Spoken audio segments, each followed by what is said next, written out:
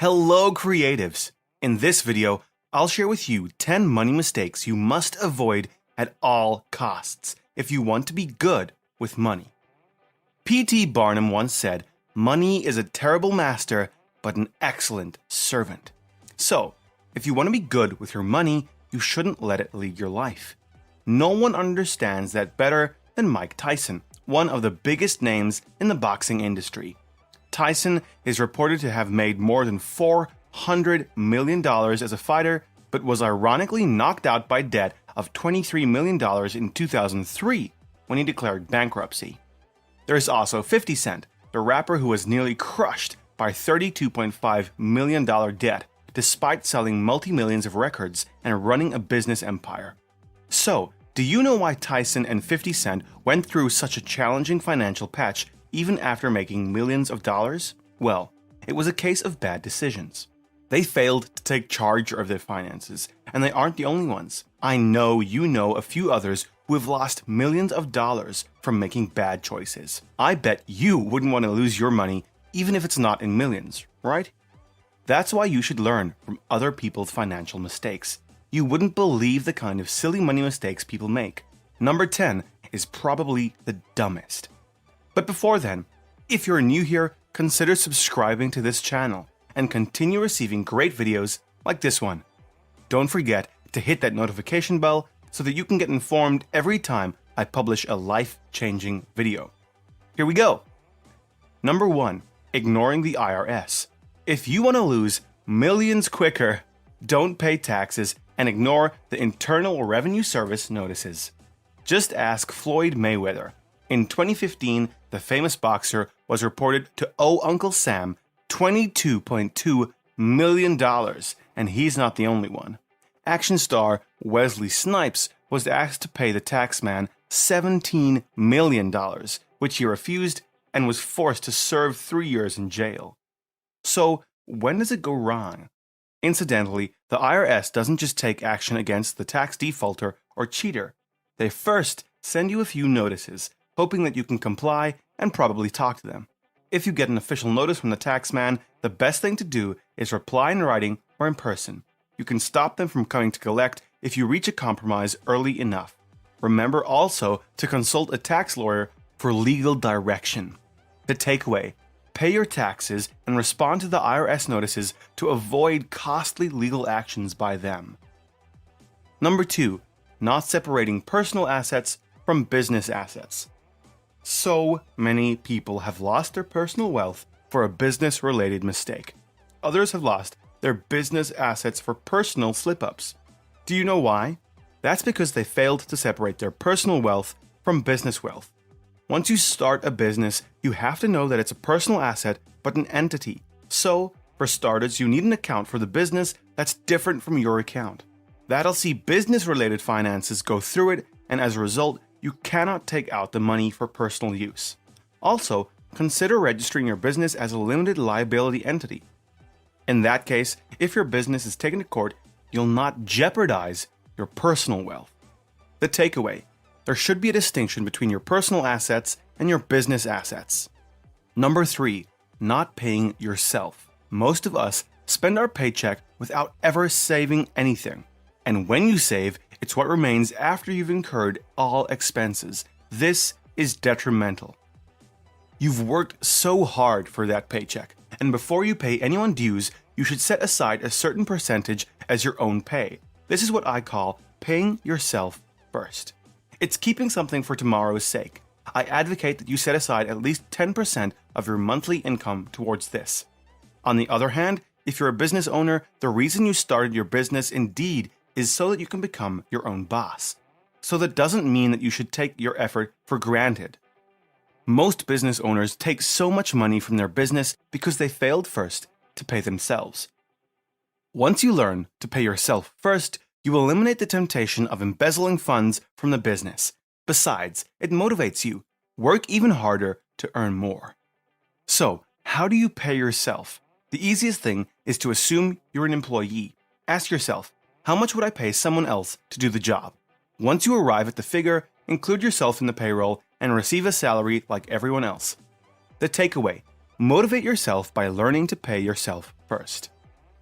Number 4, not saving up for emergencies. What do you do when shit hits the roof? Imagine having a car tire burst, a leaking roof, a medical emergency, or any unprecedented money-sucking event in your life. Are you ready for it? Emergencies are imminent in life, and you need to plan for them beforehand. So setting up an emergency fund is a great idea. Once you have it in place, you can count on it to become your rescue. Besides, even if there is no emergency, the money translates into saving, and you can invest the excess of the fund limit. So how do you save up for emergencies? The rule of thumb is to determine your average monthly salary and save up at least 3 months. This will give you enough insurance and give you some time to bounce back. The takeaway: set up an emergency fund as soon as possible and start preparing for contingencies. 5. Living without a budget. This is a mistake that's common with both the haves and the have-nots. Those who have don't see the urgency of planning for their finances since they presume the money will always be there. How wrong they are. On the other hand, low-income earners find it hard to budget for despising their meager earnings. They too are also wrong. Regardless of how much you make, a budget helps you to manage your money correctly. Generally, it becomes easy to live within your means and allows you to be accountable. If you don't tell your money where it will go, you'll be left wondering where it went.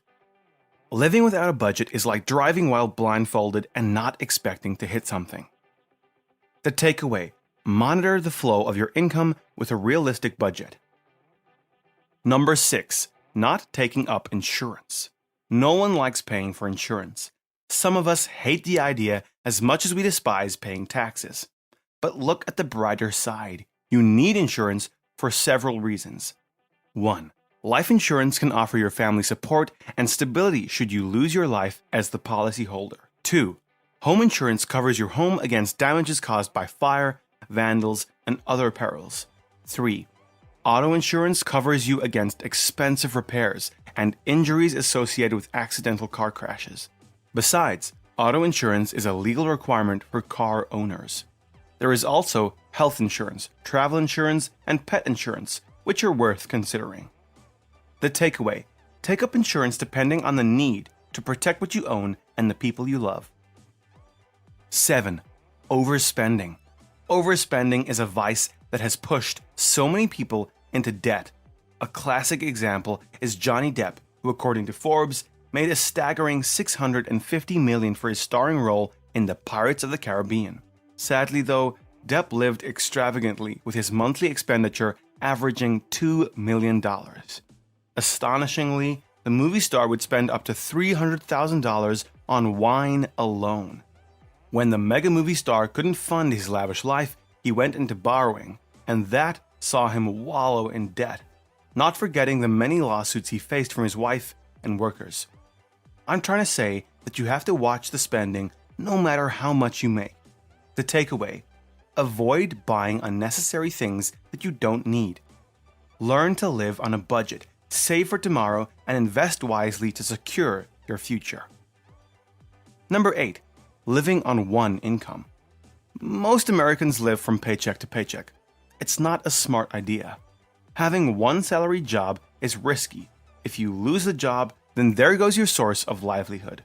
Globally, jobs are not secure, and it's not just in the US. So you need to find a way to inject more income. It could mean finding a side hustle or another business that you can invest in.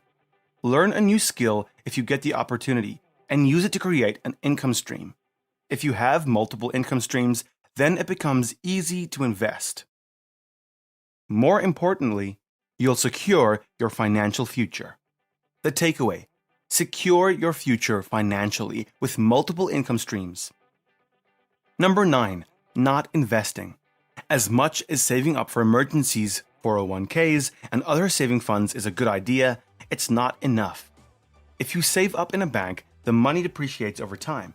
So from my perspective, that's not financial intelligence. Consider investing your money instead.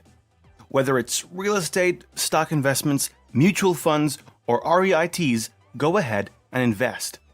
What matters is that your money gets to grow with time.